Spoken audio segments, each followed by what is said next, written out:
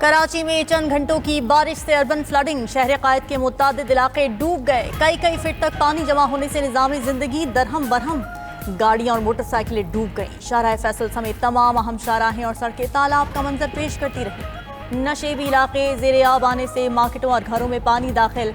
नागन चौरंगी के अतराफ पानी ही पानी, जौहर चौरंगी अंडरपास के अतराफ भी सड़कें ज़ेरे आब आ गईं। शाहीन कॉम्प्लेक्स के करीब सड़कें पानी में डूबी रहीं। यूनिवर्सिटी रोड पर जगह जगह पानी जमा होने से ट्रैफिक जाम रही। लियाकताबाद में बारिश के बाद बदतरीन सूरत हाल, सड़क धंस गई। बस समेत मुतादिद गाड़ियां गड्ढों में फंस गईं। KMC की मरकजी इमारत पर भी पानी जमा। लाइट हाउस मार्केट पानी में डूब गई। कायदाबाद, लांढी, मलीर, गुलशन हदीद, लियाकताबाद, सीवन एरिया और दीगर इलाकों में पानी घरों में दाखिल हो गया। आई चंद्रीगढ़ रोड, MR खियानी रोड समेत शहर की बेशतर शाहराहें तालाब का मंजर पेश कर रही हैं। कराची में ताहाल वक्फे से मूसलाधार बारिश जारी।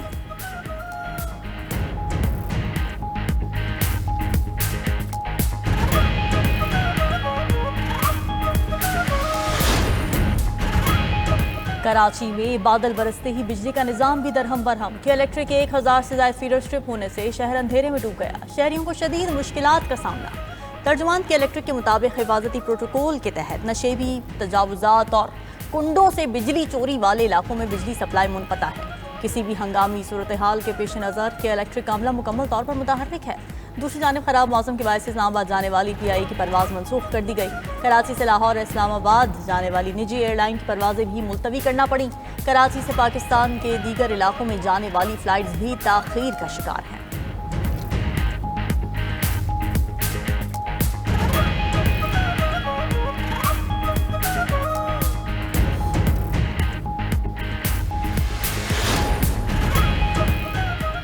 तूफानी बारिश के बाद शहर कायद में एमरजेंसी नाफिज कर दी गई। बल्दिया उज़्मा के तमाम अमले की छुट्टियां मनसूख। वज़ीर आला सिंध का मानसून बारिशों के दौरान मुतालिका इदारों को अलर्ट रहने का हुक्म। शदीद बारिशों के पेश नज़र रेस्क्यू और इंतजामिया को मुतहरिक रहने की हिदायत। कहा, अर्बन फ्लड से बचाव के लिए नालों और ड्रेनेज सिस्टम की सख्त निगरानी की जाए। बारिश के पानी के फौरी अखराज के लिए मशीनरी और अमला मुतहरिक रखा जाए। मुमकिन बारिशों के पेश नज़र सिंध हुकूमत का कल तालीमी इदारे बंद रखने का ऐलान। सीनियर वजीर सिंध शर्जील मेमन कहते हैं, तमाम निजी और सरकारी इदारों में तालीमी सरगर्मियां मुअत्तल रहेंगी। शर्जील मेमन ने मजीद कहा कि कराची में बारिशों के दौरान हुकूमत की पूरी मशीनरी फाल है। निकासी आपका काम जारी है। सिंध हुकूमत अवाम को हरगिज अकेला नहीं छोड़ेगी।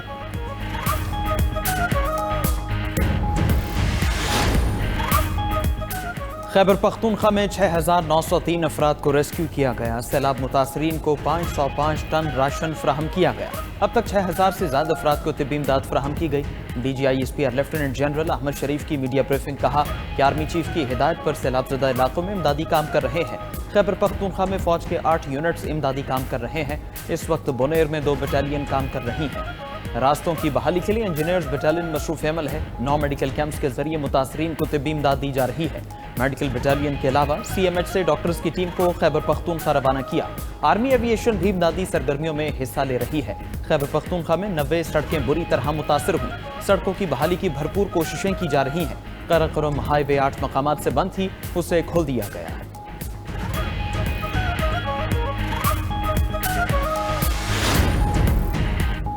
23 अगस्त तक बारिशों का 7वां स्पेल तेज होगा। बारिशों के नए स्पेल के पेश नज़र तैयारी मुकम्मल है। चेयरमैन NDMA की ब्रीफिंग। कहा कि शुमाली इलाकों में ग्लेशियर्स पिघलने से सैलाबी सूरत हाल पैदा हुई। कई जगहों पर क्लाउड बर्स्ट की वजह से भी तबाही हुई। बारिशों और सैलाब से 670 अमवात हुई। 1000 अफराद जख्मी हुए। 17 अगस्त से अब तक 25,000 लोगों को बचाया गया। मुतासरा शाहराहों की बहाली का 50% काम मुकम्मल कर लिया गया। वज़ीर इत्तलात अता तारड़ ने कहा कि मुतासरा इलाकों में 70% बिजली निज़ाम को बहाल कर दिया गया। मालकंड वशाम रोड को बहाल कर दिया गया। N90 को भी खोल दिया गया। अब तक 1200 के करीब खैमे भिजवाए जा चुके हैं।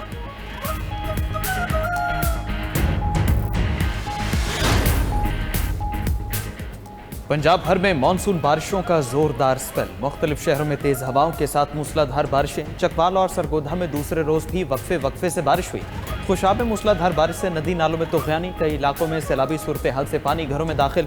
पंजाब के मुतादिद इलाकों में तैयार फसलें तबाह हो गई। मियांवाली में तेज बारिश से दरिया सिंध की सतह बुलंद होने का इम्कान। कालाबाग और चश्मा बैराज के मकाम पर दरिया में दरमियाने दर्जे का सैलाब। तौंसा बैराज के मकाम पर सैलाब से कोटादू के निशेबी इलाके ज़ेरे-आब। दरिया सतलुज में हेड गंडा सिंह वाला और हेड सुलेमान की के मकाम पर निचले दर्जे का सैलाब है।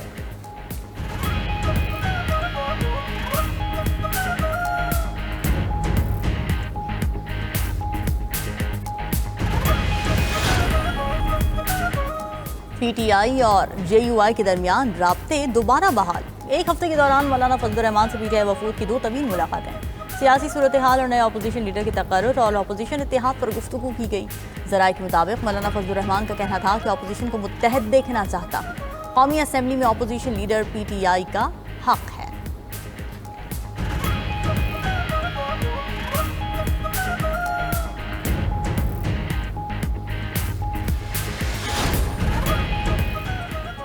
पाकिस्तान में जदीद बैंकारी के नए दौर का आगाज। स्टेट बैंक ने अदायगी और तस्फिये का नया निज़ाम प्रिज्म प्लस मुतारफ करा दिया। तकरीब से खिताब में governor state bank Jamil Ahmed ने कहा कि प्रिज्म प्लस निज़ाम मालियाती निज़ाम महफूज और मौसर अदायगी को यकीनी बनाएगा।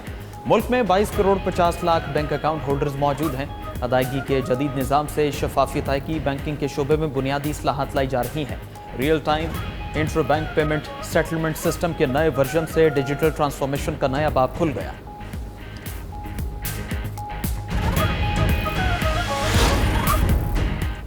यूक्रेन को जंग के बाद बहुत सा इलाका मिलने वाला है। अमरीकी फौज यूक्रेन नहीं जाए। यूरोप यूक्रेन में ज़मीनी फौज भेजने को तैयार है। अमरीकी सदर डोनाल्ड ट्रंप कहते हैं कि अगले कुछ हफ्तों में पता चल जाएगा कि पुतिन क्या चाहता है। मुमकिन है पुतिन कोई मुआहदा न करना चाहे। उम्मीद है कि पुतिन मुस्बत रवैया इख्तियार करेगा। यूक्रेन को नेटो में शामिल होने की ख्वाहिश जाहिर ही नहीं करनी चाहिए थी। यही मुतालिबा जंग का सबब बना।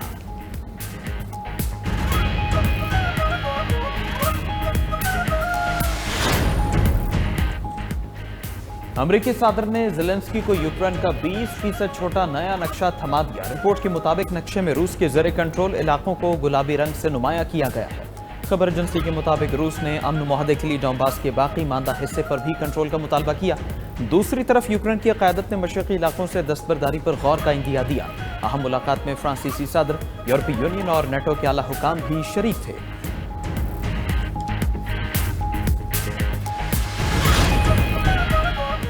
यूक्रेन की जानिब से रूस पर बड़ा हमला। ड्रोन से ईंधन ले जाने वाली ट्रेन को उड़ा दिया।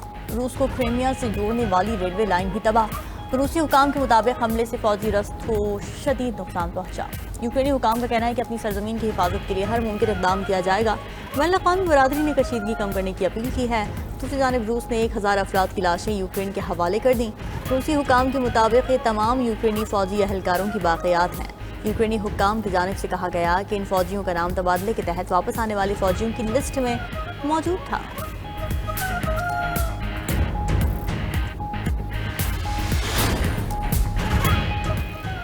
स्पेन, तुर्की और अलजायर में जंगलात की आग काबू न की जा सकी। स्पेन में 40 मकामात पर आग के शोले भड़क रहे हैं। फौजी इमरजेंसी यूनिट भी इमदादी कामों में मसरूफ है। मैड्रिड और गैलिसिया के दरमियान तेज रफ्तार ट्रेन सर्विस मअतल। तुर्किया के इलाके गैलिबोलो में भी आग ने तबाही मचा दी। 250 से ज़्यादा अफराद को महफूज मकाम पर मुंतकिल कर दिया गया। अलजायर के सूबा बजाया में भी आग ने कई देहात लपेट में ले लिए। फायर फाइटर्स और मकामी लोग आग बुझाने की कोशिशों में मसरूफ हैं।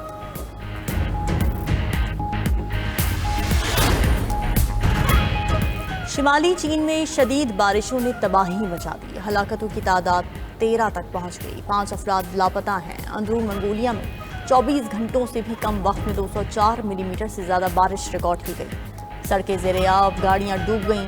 हुक्काम की शहरियों से एहतियात बरतने की अपील।